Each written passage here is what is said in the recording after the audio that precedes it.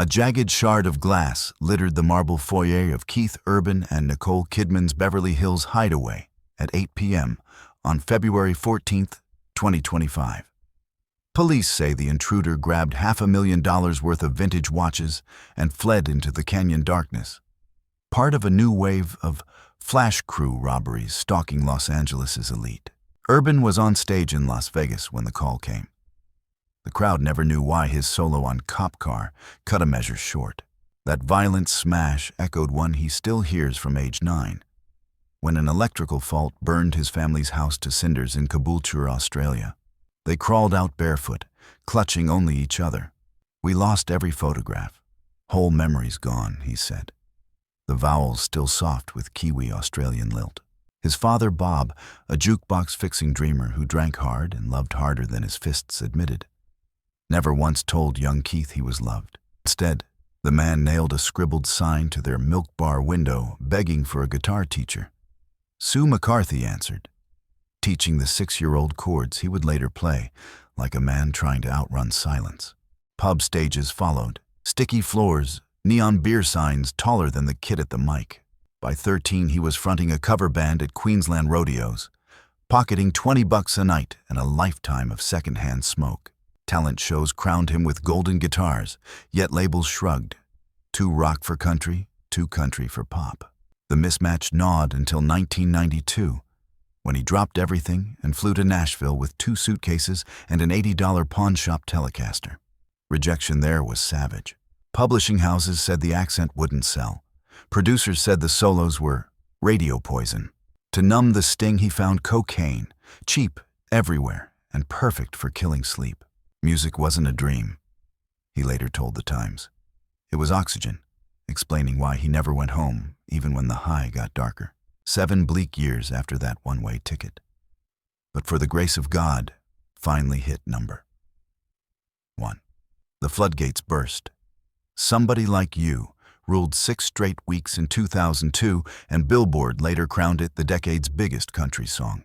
Stadiums screamed, though backstage a lone rider was chasing lines instead of sleep. Everything pivoted at a G-Day LA gala in January 2005, when Nicole Kidman, fresh off Cold Mountain Glory, walked up and simply said, "I've heard your records. They sound like freedom." Urban froze, took her number, and waited 4 months to call, paralyzed by impostor dread.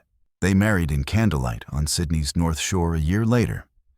But 4 months after the vows, he relapsed so hard, Kidman staged an intervention with addiction specialists and 5 close friends. He enrolled at Betty Ford the next dawn and hasn't touched a drink or drug since October 2006. Sobriety opened creative floodgates and new wounds. A 2011 vocal cord polyp demanded 3 weeks of enforced silence. Another surgery, January 2025, came right before tour rehearsals. Urban admitted to iHeartCountry that the scalpel scars rattled his confidence, but also set me free to get weirder with tone. On High, the September 2024 album, he re-recorded twice. Tracks like Messed Up As Me and the Lainey Wilson duet Go Home WU snarl with guitars tuned a half-step down to accommodate the new timbre. The High and Alive World Tour launched May 22, 2025 in Orange Beach, Alabama, roaring through Straight Line, Where the Blacktop Ends, a John Denver cover, and a mashup of Wasted Time with Sweet Home Alabama that turned the Wharf Amphitheater into a 10,000-voice choir.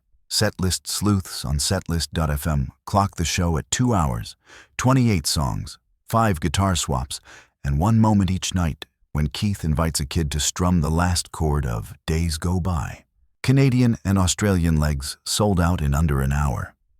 Ticketmaster crashed twice, but a different headline hijacked July 1st. Urban appeared to hang up on Adelaide's Mix 102.3 when hosts asked how he felt watching Kidman's steamy scenes opposite Zac Efron. Clips went viral.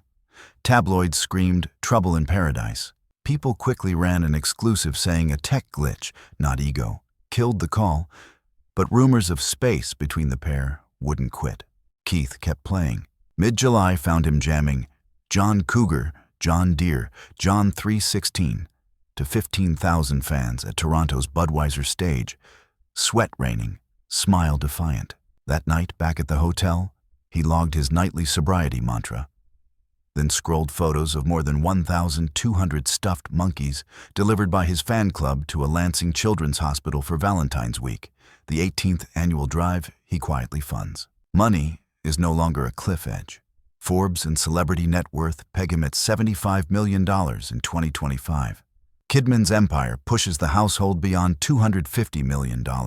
Yet he still cooks cacio e pepe for Sunday Rose and Faith Margaret, paints abstract canvases he refuses to sell, and journals gratitude for every sunrise not blurred by booze. Real estate blogs drool over the couple's Nashville spread, their $39 million Upper East Side triplex, a rooftop Sydney penthouse with opera house views, and that secluded Beverly Hills fortress, now fortified with bulletproof glass after February's break-in. For Urban, they're sanctuaries, not trophies. He lends time to Thistle Farms, the Nashville Food Project, and unannounced visits to Music Hair's meetings because, as he told Apple Music this spring, the best thing you can do with sober light is hand it to the next person still lost in the dark. Will the darkness ever return? Maybe. The new scars on his throat itch when the humidity spikes. Tabloid flashbulbs still trigger that 9-year-old's panic. Every arena echo can sound like the fire crackling back to life. Yet every night, he picks up the battered tele that survived both house infernos and countless hotel rooms, and bends one more note toward hope. When the final chord of "Till Summer Comes Around" fades, he steps to the lip of the stage, thanks the crowd, and whispers just loud enough for front-row eyes to read, "Hold on to whatever sets you free." It's a benediction, soft, almost private, yet it reverberates louder than the pyros exploding behind him. Because Keith Urban's story isn't only chart triumph or Hollywood romance. It's proof that a guitar can be both sword and shield, that love can outshout fear, and that even when glass shatters again, you can still choose the song over the silence. His life reminds us that recovery is an everyday decision, that peace isn't a destination but a practice, and that scars, whether on wood, skin, or soul, are just roadmaps showing how far you've already traveled. Picture him tomorrow morning, hair still damp with sweat, coffee steaming on a Tennessee porch before dawn. He'll scribble a new lyric in the margin of yesterday's set list, then turn to watch the sun climb over the tree line, grateful simply to witness another quiet beginning. That lyric might never make an album. It may never leave the notebook. But in that moment, it's the purest truth he owns. A reminder that his richest audience is the voice inside that finally believes he's worth hearing. And picture yourself, whatever storm you're weathering, whatever stage you dream about stepping onto. Maybe you've lost photographs to flame, or love to distance, or faith to the slow drip of ordinary disappointment. Keith's journey dares you to believe that the melody isn't finished, that the chorus you need is still out there, waiting to be sung, by you and only you. So if his story lit even a small spark in you tonight, feed it. Hit the like button, share the video with a friend who could use a little thunder in their veins, and subscribe for the next chapter. Not because algorithms demand it, but because every click is a choir, every share is an echo, and every new subscriber is one more voice in the audience chanting that resilience deserves an encore. Keith Urban will keep playing, through gossip, through surgeries, through whatever break-ins fate throws at his door, because the alternative is silence. And silence never healed a thing. He'll keep giving away stuffed animals, keep changing guitar tunings, keep telling strangers in back rows to hold on. And one day, when the spotlight finally dims for good, the echo that remains won't be measured in record sales or tabloid headlines. It will be measured in the number of people who heard his music, saw his scars, and chose to stay standing anyway. That could include you. So ask yourself, what will you do with the fire still roaring in your own chest?